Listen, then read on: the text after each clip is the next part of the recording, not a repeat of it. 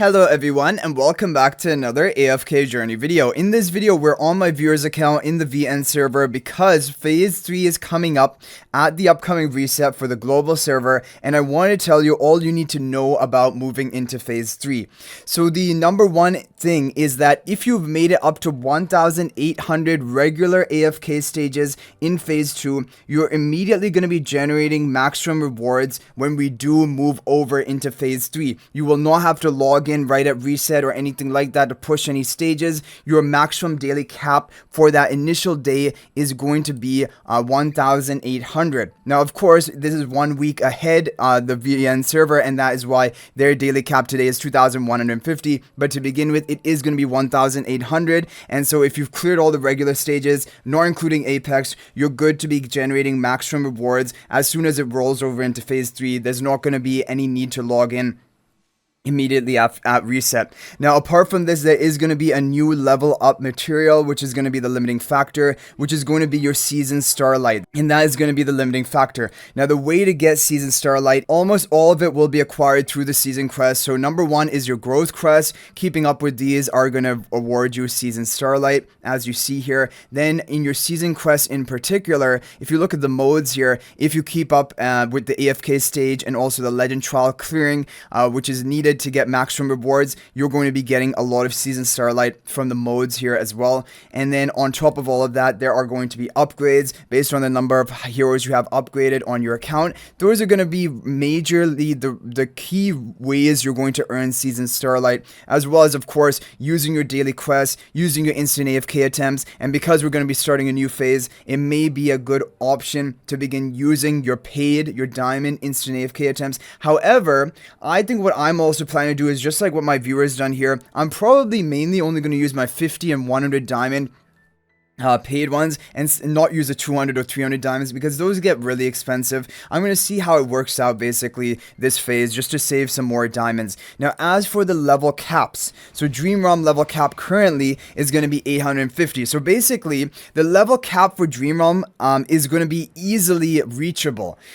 You're already going to be well above it. Of course, everyone's going to be level 900 to begin with, and so you're definitely going to be above the level cap, and then those additional levels after that are not going to contribute that much. When we look at the Supreme Arena, the Supreme Arena level cap is going to be higher, as you guys see, 1,010, which is actually pretty, yeah, that will be difficult to keep up with, but basically that's probably the only thing to be really targeting since Dream Realm, you're so far over the level cap. We're going to have a full duration, look at this, 47 days, plus they've already had 6 days to start it off with. I think we're going to have over 50 days in this final Phase 3, which is a long time for just one single phase. Now, we have the Stellar Ascent event, which is back, and Stellar Ascent is going to be very challenging. At least this first Phase 1 of Stellar Ascent is going to be difficult because when you begin, your hero levels are not even going to be up to the cap, right? Basically, 984 is the cap, and when you start it off with, you'll only have like level 920, 930,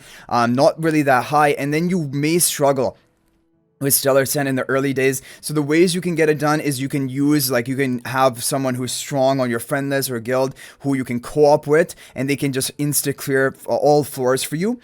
Or you can just, you know, with random people, hopefully clear up to floor 10 just for your major rewards. 11 and 12 you can leave for later. That's another viable strategy, but basically just be prepared. Stellar Ascent is going to be a bit more challenging, at least for Phase 1. Okay, so we need to finally talk about the Phantimals, which is important. Now, they have changed the Phantimal system, meaning that you will only be able to level up your Phantimals within a range of 30 levels from each other. So you will no longer be able to, for example, reset all of your Phantimals and only maximum level one of your single Phantimals. They're all going to have to be within 30 levels range of each other.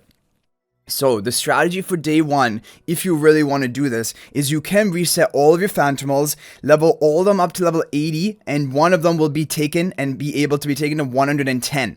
Now, the advantage of this is at 110, it is a kind of breakpoint because this is going to unlock a new ability. If you take a look at the Phantimals here, the Lone Gaze, he's not at 110, so he hasn't unlocked this ability, but Stomper, if you can get him to up to 110, which is probably the first recommended one for the majority of players, then he is going to have this effect. Passive enemies turn into snowman, take 10% more damage, and then active Snow Stomper deals 200% damage twice to the enemy who has dealt the most cumulative damage, then transforms them into a snowman, preventing them from moving or acting, and that is good crowd control value. So for example, if you really want to push AFK stages on those early days, or maybe you want to run multiple Wilder teams in Supreme Arena, it really is going to make sense for you to actually reset all of your Phantimals, get them all up to level 80, and then get your Snow Stomper up to level 110. And this is like the recommendation for a lot of people. The other option is if you are a more higher spender player and you're planning to use Celestial Hypogeans a lot for AFK stages, you can do the same strategy but take Illucia to 110 rather than Snow Stomper to 110,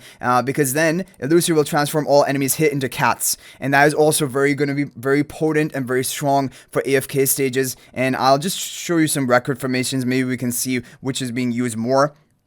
But basically, those are the two options, and really for most people, Snow Stomper is a safe bet, and this is what I'm going to do, because otherwise, the thing is, if you keep them all at level 90, you're not going to have enough resources to immediately take one of them to 110. It's going to take a while, and so resetting them all to 80, and then only taking Snow Stomper to 110 is a strategy. But like I said, you have to have the others at 80, otherwise you cannot have more than a 30 level gap between your highest Phantimal and your lowest Phantimal. They've basically changed it from how it used to work.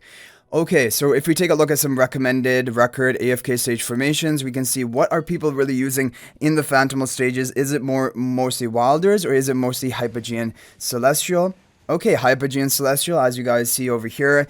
Yup, and maxed out Hypogean Celestial. So really, if you have these Celestial Hypogean heroes, Saida built, Veilran built, and then Hero 1 copy, you're probably going to be better off getting the Illucia Phantimal leveled up. As you see here, yeah, it's pretty dominant with the Illucia.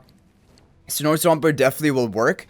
However, it is not going to be as good as a pay-to-win alternative, as is always the case. But Snow Stomper is good if you do not have Saida built, maybe you don't have Veilran, and you're just going to go for a Wilder team for AFK stages. It's a good strategy. So anyway, guys, those are my tips for the beginning of Phase 3. Hopefully, this will help you out. If you have any other tips or you think I missed anything, feel free to share that in the comment section. That is much appreciated. But anyway, guys, good luck on the beginning of Phase 3. I'm hyped for it to begin. And if you're thinking about making a purchase in AFK Journey, please use my affiliate link for the official Starlight store.